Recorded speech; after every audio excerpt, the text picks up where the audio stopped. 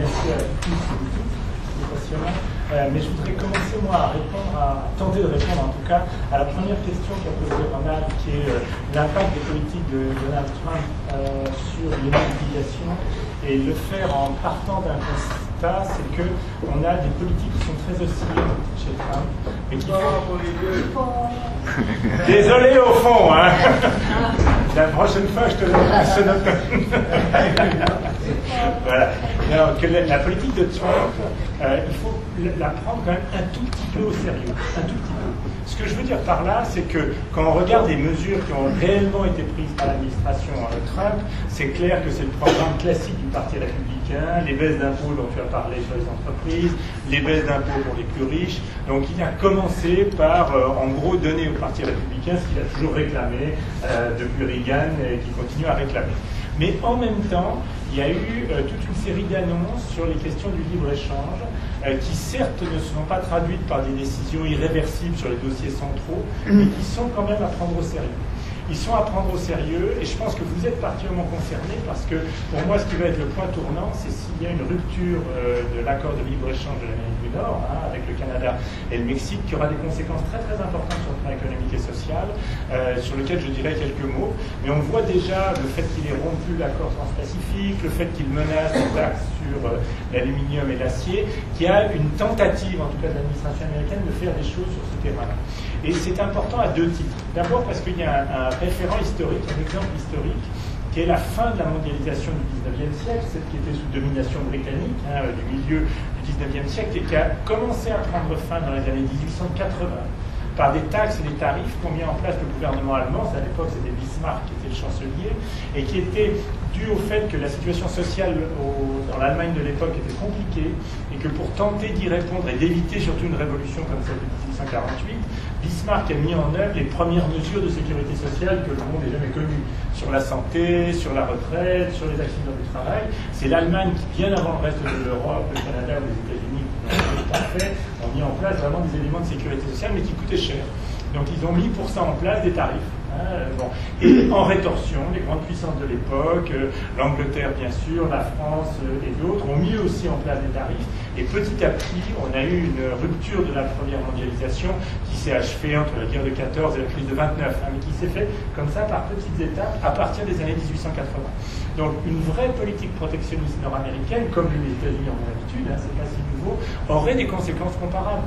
Et on voit bien comment l'Union européenne prépare un train de mesures tarifaires si jamais Donald Trump allait jusqu'au bout sur la question de l'acier et de l'aluminium. Et vous verrez, vous, Canadiens, que si, la pas que québécois, mais Canadiens, que s'il y a une rupture de l'ALENA, vous aurez toute une série de conséquences politiques, sociales, économiques qui seront pas secondaires.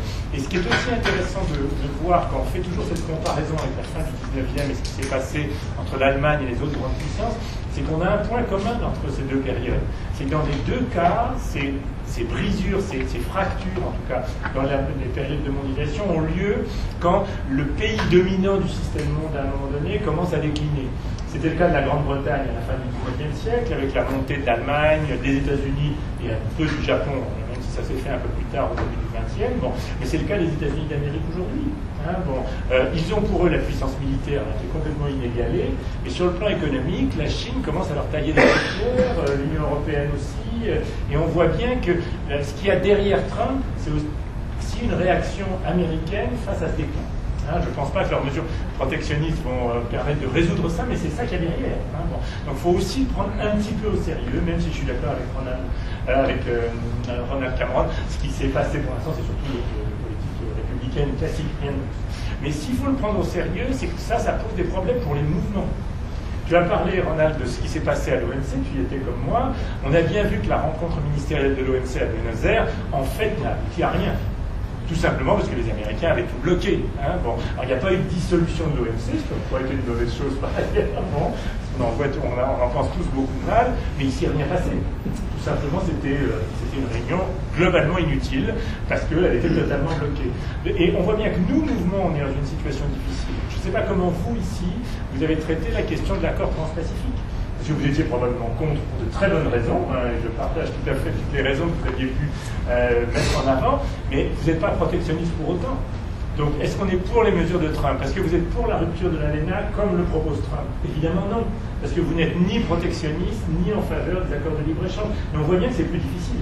C'est plus facile quand on a contre nous tout le monde d'accord du point de vue des grands et des puissants. Là, c'est plus ambigu, plus compliqué. Bon. Et donc on a cette difficulté à résoudre, et je voudrais en dire deux mots parce que ça va toucher sur les questions de coalition qui est le cœur de la discussion d'aujourd'hui. Ça va toucher à condition de le mettre en lien avec une deuxième difficulté. Il n'y en a pas qu'une, il y en a à mon avis deux. C'est le fait que les mouvements sociaux sont en train de se transformer un peu partout.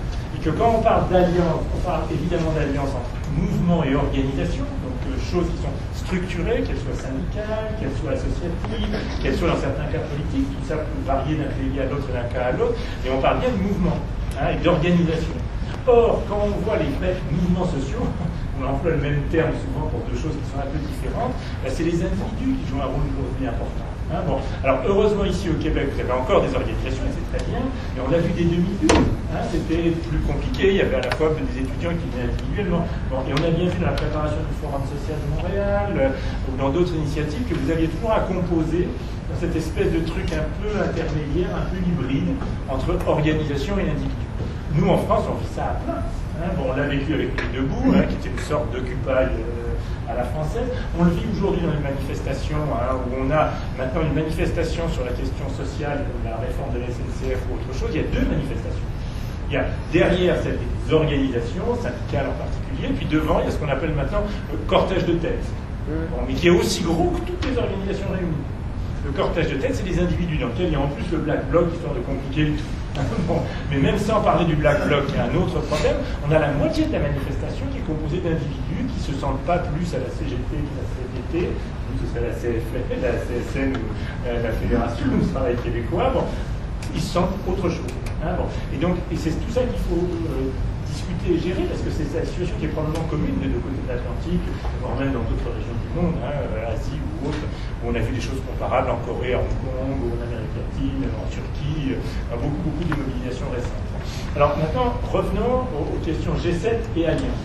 Là, on a déjà une première difficulté, parce que traditionnellement, on est d'autant plus fort qu'on a face à nous un ennemi commun. Vous l'avez bien connu, vous, en 2001, la zone de libre-échange des Amériques, c'est le catastrophe sociale, écologique, démocratique.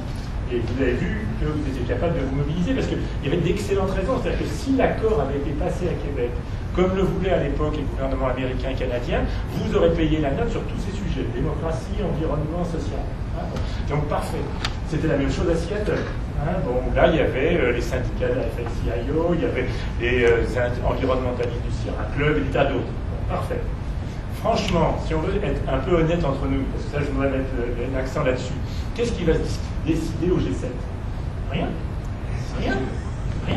Pourquoi? Parce que les désaccords sont gigantesques. Toutes les grandes questions internationales, le climat, l'accord Iran, communauté internationale, les accords de libre-échange, pour prendre ces trois dossiers clés, tout est bloqué. On voit bien que sur le climat, le retrait américain gèle tout, que sur l'accord Iran, reste la communauté internationale, la décision catastrophique de Trump va bloquer également des questions, et que même les questions du terrorisme, ils vont tous dire qu'ils sont contre le terrorisme, mais après comment, etc.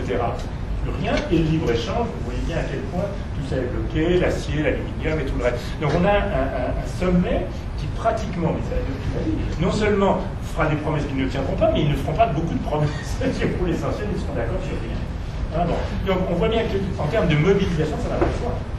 On ne peut pas mobiliser comme pour l'accord des Amériques en disant ça va être telle conséquence sociale, telle conséquence environnementale, etc. Parce qu'on sait d'avance que ça va être au mieux une engueulade. Au mieux. Poli, mais quand même. Donc derrière ça, je pense que ce qu'il faut aussi réfléchir, c'est qu'il y a des mobilisations qui sont capables de transcender d'une certaine façon l'absence de décision des décideurs, ou de faire se cristalliser toute une série de choses, parce qu'il y a des questions qui sont plus profondes et qui sont derrière, et qu'on peut prendre en positif. Et pour ça, je suis tout à fait d'accord avec ce que vous avez dit sur l'importance de la bataille sur les inégalités, sur le fait qu'elle touche toute une série de secteurs, les questions sociales traditionnelles, les questions entre genres, l'égalité femmes-hommes en termes de salaire, enfin bref, tout ce que vous avez annoncé, les questions des services publics qui sont derrière, tout ça, ça peut permettre peut-être de faire une mobilisation qui soit au démarrage symbolique, mais qui élargisse énormément. Et nous, on a cette expérience-là en ce moment en France. Prenez Notre-Dame-des-Landes. C'est un peu l'Ouest, c'est un peu comme l'Angleterre, il pleut beaucoup et il y a des vaches. Il y a une cinquantaine ou une centaine de jeunes qui ont décidé d'une mode de vie alternative. il n'y a pas de quoi remuer la terre entière. Hein, bon. Mais c'est devenu le symbole du fait qu'on ne peut pas se permettre de saccager cette terre et cette planète, et qu'il faut être capable, sur des questions symboliques, de mettre tout le monde ensemble. Et on a réussi, y compris avec des forces qui franchement n'étaient pas très écolo. Hein. La CGT, la grande centrale syndicale française, elle était plutôt productiviste, hein, historiquement.